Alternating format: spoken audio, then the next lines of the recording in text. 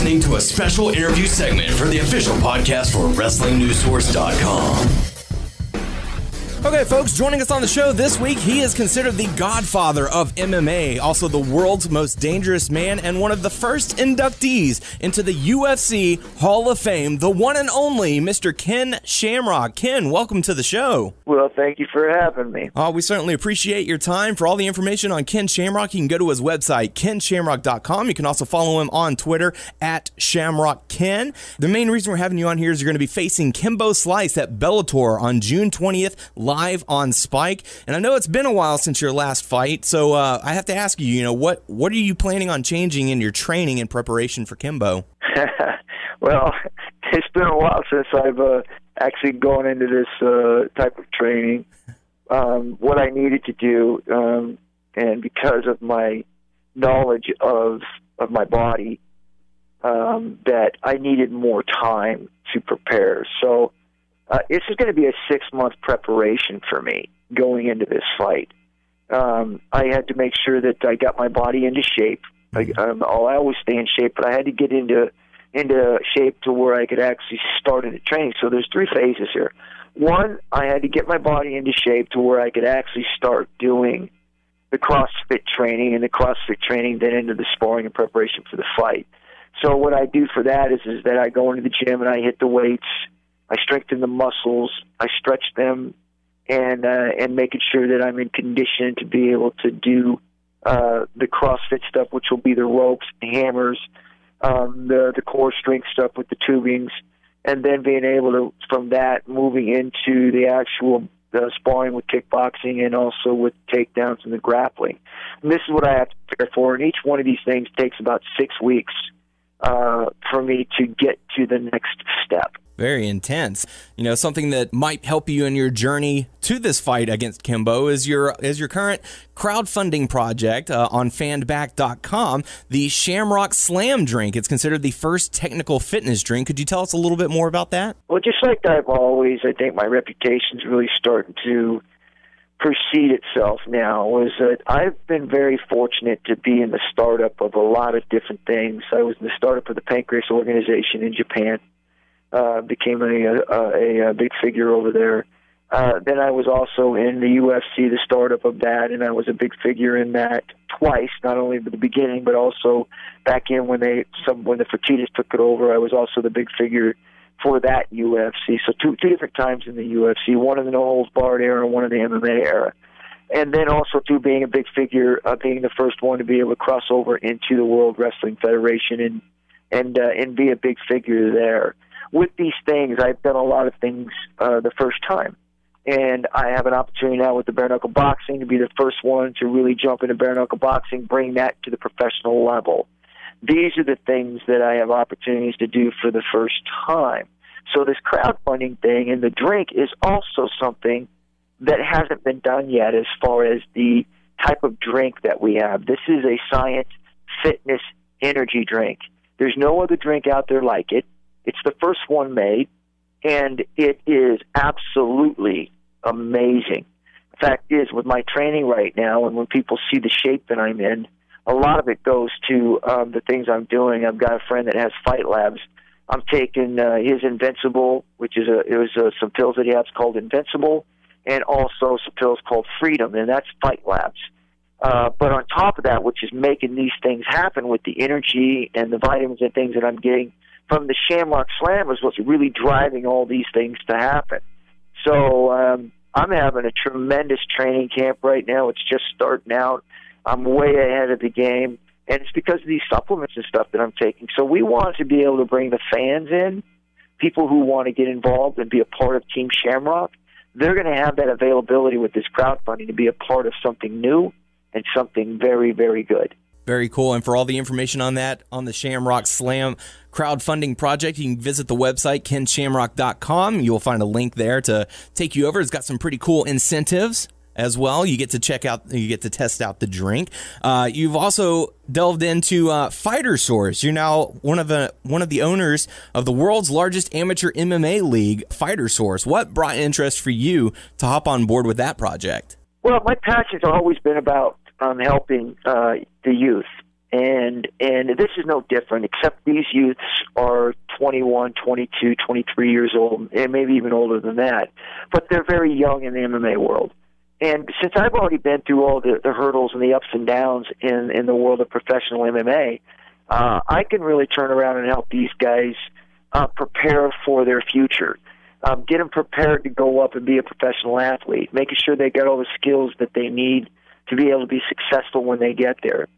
And to be a part of this league was something that Des, my business partner, had reached out to these guys because he knew my heart. He knew this is what I wanted to do. I wanted to be not necessarily in the professional rankings of being a part of a professional organization, but more in the amateurs, because I felt like I could offer more there. These kids are young. They're willing to learn. And I have so much that I can offer them moving up, that the information I can give them, the knowledge that I have that I can give them, so that when they're first starting out, they can do all the right things instead of making the mistakes that a lot of these guys are making starting out, because there's no one there to guide them. This was very important to me, and I'm very excited to be a part of this and be able to help these young MMA fighters, professional MMA, or amateur MMA fighters turn professional. So we also have a organization or a business called Pro Rage, which is an agency where we take these young MMA fighters who are just coming through the ranks. And this is part of the idea I told you about being able to help them make good decisions, making sure they're prepared going into the professional ranks. We're also going to offer management for these professional guys that are going to just turn pro, coming from these amateur statuses, and be able to guide them in the right direction, making sure they make the right decisions, and making sure they get what they deserve. So we're very excited to be a part of Fighter Source, and also have a Pro Rage agency that will help these kids when they turn pro, making good decisions and getting what they deserve. As far as leading the younger fighters down that path, showing them the ins and outs, we are a wrestling show, so I kind of have to ask you your thoughts on CM Punk fighting in the UFC, and what advice you would give to him. Well, first of all, I would tell him, man, listen, have fun. You know, don't let the pressure of everybody saying that you've got to produce, because this is your first fight, and you need to go in there and I think that they're doing him right. I don't think they're going to do what they did to Brock and just throw him right into the top and have him fight for his life. I believe that they're going to give him somebody that's in the caliber of where he's at right now. Give him a chance to grow. I think it's tremendous what he's doing. My hat's off to him. I think that there shouldn't be so much pressure on people who want to step out and try something because they come from somewhere else, like, for instance, pro wrestling. He built a huge name for himself. He's a superstar. And he's taking all of that he built, and he's putting it on the line by jumping in the cage. To me, that takes balls, and my hat's off to him. And most people say, well, that's not really a smart business move. Listen, you live one time. Mm-hmm. And if there's things that you want to do in life, man, live your life, man. Don't let people, make you afraid of taking chances in life. And if you fail, it's no big deal. Get back up and fight through it and be successful again.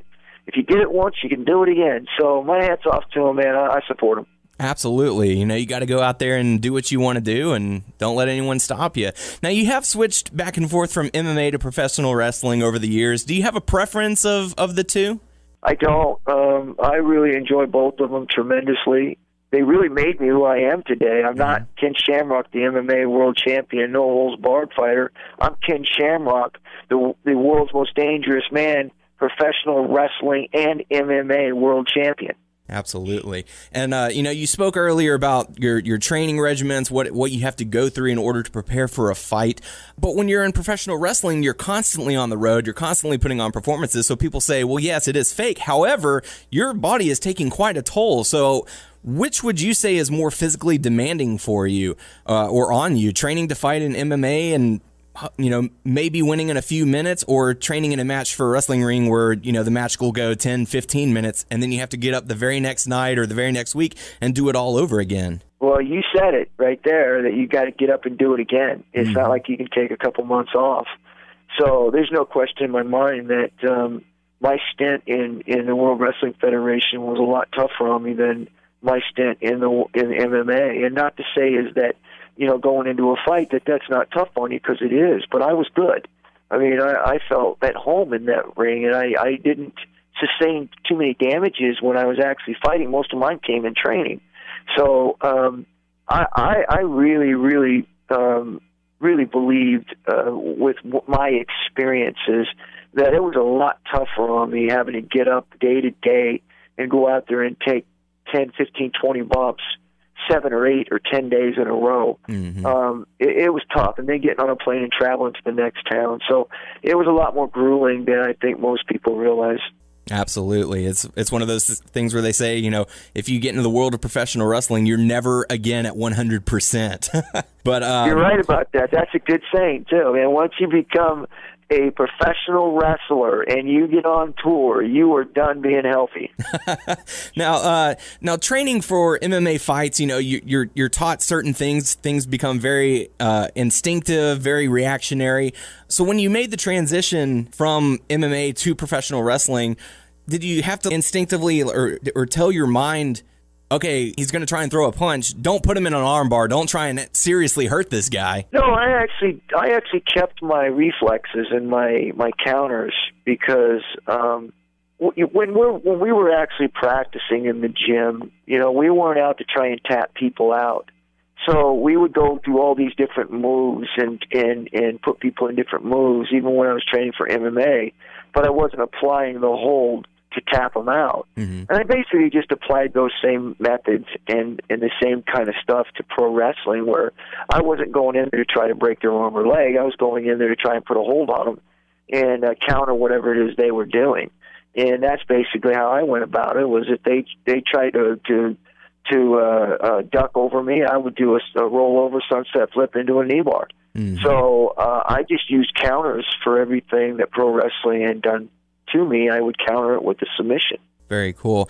During your time there in the WWE, they brought in guys like Steve Blackman and Dan Severn, fellow MMA fighters, as well as yourself on the roster, and even featured a Lion's Den match a few times. Was there a bond between you guys, or did you kind of keep your distance from one another, or who did you bond with backstage? Well, I think I actually traveled a lot with Steve Blackman. I traveled a lot with Road Dogg and Billy Gunn. But really, I think I got along with everybody pretty much. There's a few of them there that we just, for whatever reason, didn't see.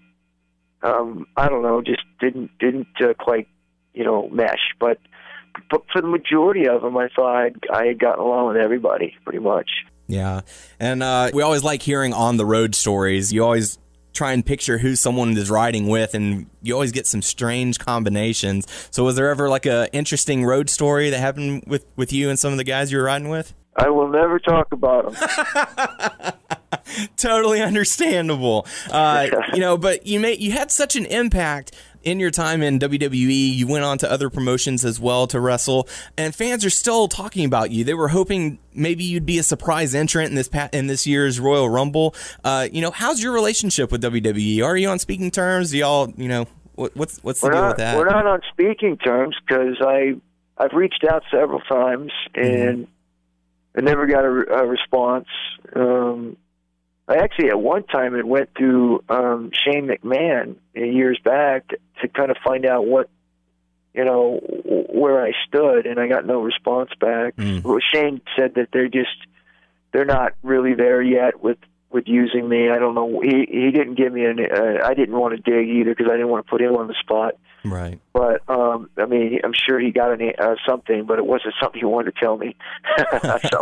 So I didn't want to press him. I didn't want to put him in the middle of it. So like I said, I don't know. I mean, I've seen so many guys go back there that have done some pretty horrible things, like even leaving the WWF and going to WCW, and they still came back. Yeah. In fact, some of them are practically running the company, and they jumped to WCW. Mm-hmm. So I'm not sure what I did, but no one's told me. I don't know. But the fans, as far as I know, and I hope I'm not wrong, but I think the majority of the fans want to see me back. And if that's the case, then why ain't I coming back? Absolutely. And, just in preparation for this interview, I went back and listened to your theme, and it got me pumped up. It was one of those lasting themes that people talked about during the Attitude Era, and it was really cool. Growing up, who would you say was one of the biggest influences in your life and in your fighting career? Well, I would have to say my dad was, my father who adopted me in the group home, was a huge influence on changing my life, on getting me going in the right direction, and also to being a Christian, and the Lord Jesus Christ really helped me really become a better person. So those are the things that really stand out to me as mentors or life-changing situations that really helped me be the man I am today. There's a lot of good people out there, a lot of people that influenced my life along the way that really encouraged me to be strong and to stay in it, not to take all these little things and let them get in the way, and just focus on what you're trying to accomplish. Mm-hmm. But like I said, most of these things that I did, I was the one that started them. I was one of the guys that was out there doing it first. So it wasn't like I could learn from anybody. Pro wrestling was different. I had Bret Hart and a lot of different guys that I worked with that took me under their wing and really helped me understand the psychology of pro wrestling. So that's definitely a lot of guys in the locker room who all were supportive of me being there. It was really a good thing, and I really appreciated that. But like you talk about Pancrase, or you talk about the UFC, or you talk about what I'm doing right now. A lot of these things I did first. I mean, there was me and the guys that were doing it first. So there really went over there that we look up to go, hey, you mentored me, because we were doing it first. Mm-hmm. So. So again, like I said, I've been pretty fortunate in that sense to have been in the beginning of a lot of things. Very cool. And I know there's a lot of speculation over what Brock Lesnar will do after this year's WrestleMania. His contract's coming to a close, and there seems to be some clashing going on. Would you like to see him return to UFC, or would you prefer to see him try and get a bigger contract in WWE? What would you like to see him do? I think Brock Lesnar is a tremendous talent in MMA and in the UFC and in pro wrestling, WWE. He's tremendous. He's a big personality. And I hope he gets what he wants. I hope he does what makes him happy. Final question for you, Mr. Ken Shamrock. When it's all said and done, what would you like your legacy to be? Well, I want people to look at me and the most important thing to me, it's not about the championship belts, and it's not about all the accomplishments that I've done. It's about me being me as a human being. Who do people say I am? A loving father, a loving husband, a good friend, a good person. These are things that are important to me. A good Christian brother, a good Christian, mentor or student. These are things that are important to me. That if I was to pass on tomorrow, I want people to look at me as a human being and who I was as a human being. Very cool stuff. Well, best of luck to you facing Kimbo Slice at Bellator on June 20th, live on Spike. For more information on Mr. Ken Shamrock, you can follow him on Twitter at ShamrockKen, or go to KenShamrock.com. Also, too, because I've only probably got 2 or 3 more fights left in me, I realize that my time is really starting to come to an end. I'm enjoying myself right now. I'm very healthy. I'm excited about this second opportunity and the way my body's responding to training. I'm very fortunate to be where I'm at. But I also, because of that, I want to draw my fans in to be a part of this journey with me. And the way that I'm doing that is I'm writing a blog, a weekly blog, that you can go to on my website, KenShamrock.com, and you can go to the blog, and I write a paragraph about my training or what I've been up to that week, and it's on a weekly basis. It also has pictures and videos of my training and different things that I've been doing. And you can go to my contact page on my website, and you can leave your comment on what it is that you have to say to me. and I'll respond back to you. But this is what I'm doing because I really believe that I wouldn't be where I'm at without my fans. They've given me tremendous support and huge opportunity to keep doing the things that I'm doing.